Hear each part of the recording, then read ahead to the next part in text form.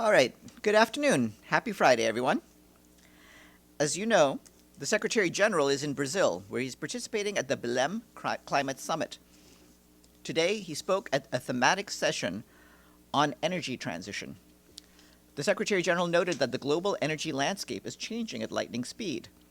Last year, he pointed out 90% of new power capacity came from renewables, and global investment in clean energy reached 2 trillion US dollars, $800 billion more than fossil fuels. The Secretary General highlighted that the renewables revolution is here, but we must go much faster and ensure all nations share the benefits. Also today, the Secretary General held a bilateral meeting with the Vice President of Turkey, Cevdet Yilmaz. He also met Denis Sassou Nguesso, President of the Republic of Congo. Yesterday afternoon, the Secretary General spoke at a thematic session on climate and nature, forests and oceans, where he stressed that protecting forests and oceans is not a charity. It is a legal and moral responsibility and smart economics. He called on all to honor that duty by safeguarding these foundations of life, investing in nature's recovery, and ensuring that people and planet thrive together, now and for generations to come. Yesterday, the Secretary General also held a bilateral meeting with Mia Amor Motley, Prime Minister of Barbados. This afternoon, the Secretary General is expected to speak at a session on 10 years of the Paris Agreement, NDCs, and financing. He will depart Belém tomorrow and will be back here in New York on Sunday.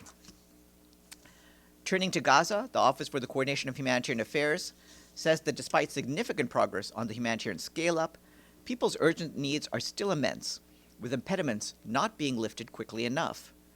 Since the ceasefire and as of this Monday, the UN and our partners have collected from Gaza's crossings more than 37,000 metric tons of aid, mostly food.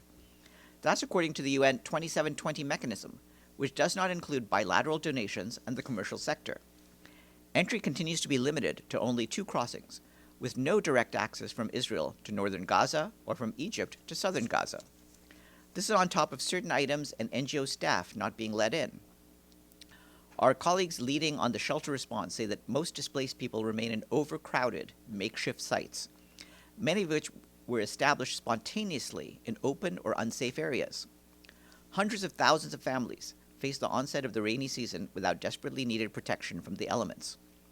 Our partners working on shelter support say that once impediments are lifted, they have enough materials in the pipeline to meet most of the needs of nearly 1.5 million Palestinians requiring such assistance. On the food front, there has been clear progress. Since the ceasefire, the World Food Programme has reached over 1 million people with food distributions, hot meals, bakery support, fortified snacks for children, expanded nutrition services, and digital cash assistance. WFP expanded storage capacity to 3 warehouses, reopened key roads, and reinforced retail networks to sustain food assistance. The agency says that food has been delivered in all parts of Gaza. However, local food production remains challenging, given widespread damage to farmland and soil being contaminated with remnants of war. Only 13% of cropland in the Gaza Strip has not been damaged, and most of it remains inaccessible because it is located in areas where the Israeli military remains deployed. That figures from a recent geospatial analysis by the Food and Agriculture Organization and the UN Satellite Center. Between 79 to 89% of greenhouse areas, agricultural wells, and farming infrastructure have been damaged. Nearly 89% of orchard trees, especially olive trees, have been damaged or, in most cases, destroyed. Turning to the West Bank, OCHA warns of a sharp rise in settler violence against Palestinians, both in frequency and severity. Last month, OCHA recorded 264 settler attacks that caused casualties, property damage, or both. That's the highest monthly toll in nearly 2 decades of record keeping, averaging more than 8 incidents every single day. Since 2006, OCHA has documented over 9,600 such attacks. About 1,500 of them took place just this year, roughly 15% of the total. The humanitarian impact has been severe. Since October 2023, more than 3,200 Palestinians have been displaced due to settler violence and related access restrictions. Entire herding communities have been completely depopulated.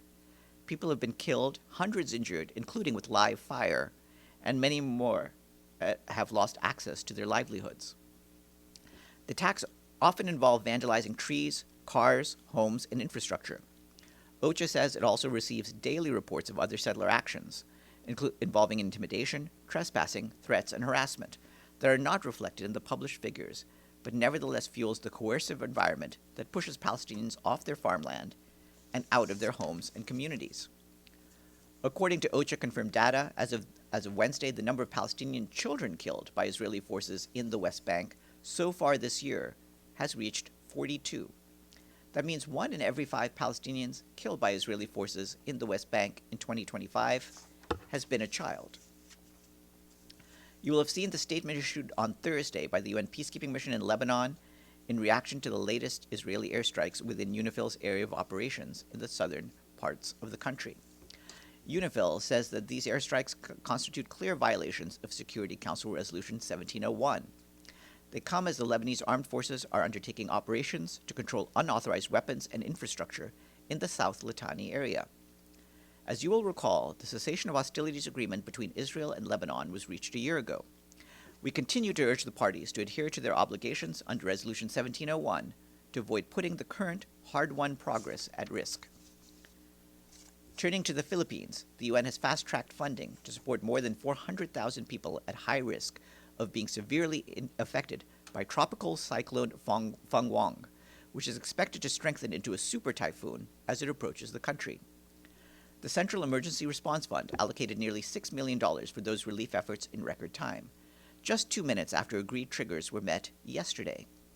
These funds were released as part of anticipatory action efforts, which allowed the humanitarian community to get ahead of the worst impacts of tropical cyclones in the Philippines. The SURF allocation will enable 5 UN agencies and their partners to deliver life-saving assistance, with a focus on food, health, shelter, protection, cash assistance, and water, sanitation, and hygiene in support of government-led efforts. The World Food Programme's preliminary assessment in Cebu province shows that tens of thousands of people, especially families forced to seek refuge from the storm, urgently need food, water, and shelter. WFP, in partnership with the Department of Social Welfare and Development, delivered cash assistance to more than 157,000 people in the provinces of Aurora, Cagayan, and Isabela. The vital assistance before the storm arrives helps families protect their lives and livelihoods and to recover faster after the storm passes. Additionally, and at the request of the Department of Social Welfare and Development, WFP has mobilized 60 trucks to transport over 265,000 family food packs, enough to support 1.3 million people across Caraga, Central Visayas, and Eastern Visayas. WFP has also deployed generators and warehouse equipment to support the government's response efforts. Tropical cyclone Fangwang is expected to bring devastating winds, heavy rainfall, and storm surges to the Philippines, posing severe risks to communities across the country, which has already seen an intense typhoon season this year with some 20 tropical cyclones so far. Just this week, Tropical Cyclone Kalmegi brought heavy rains and flash floods, prompting authorities to declare a state of emergency. More than 150 deaths were reported, with dozens of people still missing, according to authorities in the Philippines. Turning to the Caribbean, our colleagues at the Office for the Coordination of Humanitarian Affairs tell us that 1 week after Hurricane Melissa made landfall in the Caribbean, nearly 5 million people in Cuba, Haiti, and Jamaica have been affected. According to authorities in all 3 countries, the hurricane claimed at least 75 lives, displaced more than 770,000 people, and damaged or destroyed tens of thousands of homes, schools, and healthcare facilities. We and our partners continue to support authorities across all 3 countries. OCHA has deployed additional staff to Jamaica to help the government with humanitarian issues and strengthen operations, ensuring consistent information across agencies. In Cuba, the Food and Agriculture Organization has delivered agricultural tools, livestock feed, and fishing supplies to help restore livelihoods. The World Food Programme has deployed mobile warehouses, lighting towers, and tents to the eastern provinces. The UN Population Fund is distributing reproductive health kits and working with partners to prevent and respond to gender-based violence, while the UN Development Programme is providing roofing materials, toolkits, and generators to aid the early recovery process. UNICEF is delivering water storage and treatment supplies that will benefit up to 16,000 people daily. Additionally, UNICEF is mobilizing new funds to acquire school supplies and waterproof blankets, which could help more than 30,000 children in the worst affected municipalities. Our colleagues from the UN Refugee Agency are telling us that this year, more than 42,000 refugees have been able to return home voluntarily in the West and Central Africa region. This brings the total to more than 272,000 since 2021 and offers renewed hope for communities recovering from years of displacement. The majority of them have returned to Nigeria and the Central African Republic. Approximately 10,000 more Central African refugees are expected to return from neighboring countries before the end of this year. UNHCR stresses that continued progress is tied closely to securing additional funding to ensure that returns remain voluntary, safe, and sustainable. UNHCR appeals for urgent, flexible, and multi-year funding to sustain voluntary returns and reintegration, enabling thousands more families to return home in dignity, reintegrate sustainably, and contribute to the recovery and stability of their communities. Global food commodity prices declined in October, driven largely by ample supplies, according to the Food and Agriculture Organization. The FAO Food Price Index, which tracks monthly changes in the prices of internationally traded food commodities, averaged 126.4 points in October, down 1.6% from September. Overall, the index was slightly below its October 2024 level and 21.1% lower than its peak in March 2022. And last, the International Week of Science and Peace begins on Sunday. This week aims to promote global cooperation and awareness of links between science, technology, and peace. And that is it for me. Are there any questions from you? Yes, Namo. Thank you, Farhan.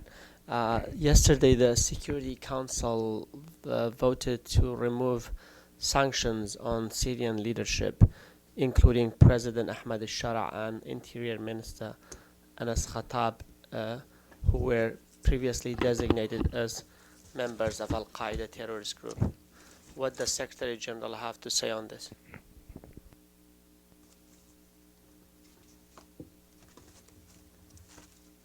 Well, on that, these are, of course, decisions that we leave in the hands of the Security Council, and we certainly are aware that the Council members take this measure following the recent changes that have taken place in Syria. But doesn't that send a message to other terrorist organizations that they can keep doing whatever they are doing as long as they become forces to be reckoned with, they will be forgiven and nothing will happen to them? Well, you're certainly entitled to your analysis, but from our standpoint, the Security Council is the arbiter of these sanctions regimes. So it's ultimately up to the members of the council to decide who does and does not belong on those sanctions lists. Yes, Islam first, and then you can go. Thank you, Farhan. You mentioned again that there's only 2 crossings open to Gaza. There's like almost 8 crossings, and the other day Secretary General is also said that in his interview the 8 entrance is not enough. So do you still talk with Israeli authorities, and why do they only keep 2 crossings? Do they give you any reason to keep only 2 but not to open others? Well, they've cited security considerations, but at this stage, our point is that now that the ceasefire has taken hold, we need to be able to use all of the crossing points, including, as I just said earlier, the ones coming in from the Egyptian side and the ones to the north. At this stage, it's the Kerem Abu Salam and Kisufim crossings that are open, but we want all the others to be opened up as soon as possible. Yes, please. Thank you, Farhan. U.S. Secretary of Defense said yesterday that U.S. military carried out another lethal strike in the Caribbean, killing 3 people. And since September, the United States has killed maybe nearly 70 people in the Caribbean and the East Pacific Ocean. I know that the human rights chief last week issued a statement saying that these attacks may violate international human rights law. So I wonder if the SG will issue a statement to express his position on these strikes. Thank you. Well, on this, the Secretary General supports the views of the High Commissioner for Human Rights, Volker Turk, who has made it clear that the airstrikes are in violation of international human rights law. According to the High Commissioner for Human Rights, based on the information that's been available so far, none of the individuals on the targeted boats appear to pose an imminent threat to the lives of others or otherwise justify the use of lethal armed force against them under international law. And of course, we want to make sure that established law enforcement methods are used to deal with questions of illegal trafficking on the high seas. Stefano.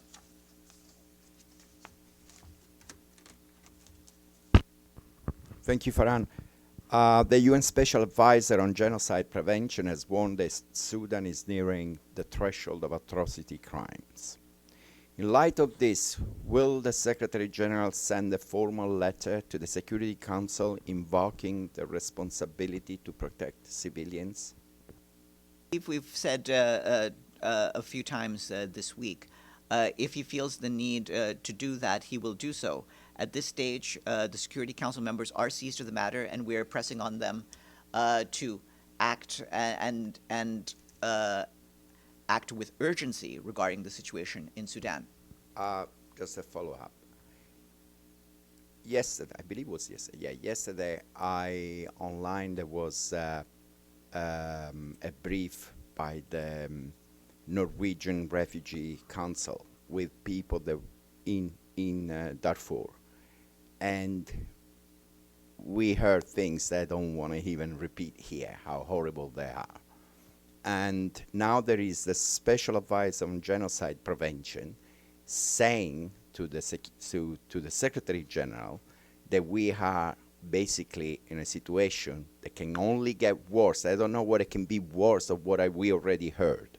So what the Secretary General is still waiting for? As I said before, when some situation similar to this in Myanmar happened, this were the beginning of his mandate as a Secretary General, he's basically saved 800,000 people with that letter. Is recognized by anybody that the letter was crucial to make. So why is he still waiting? No, we've discussed this several times this week.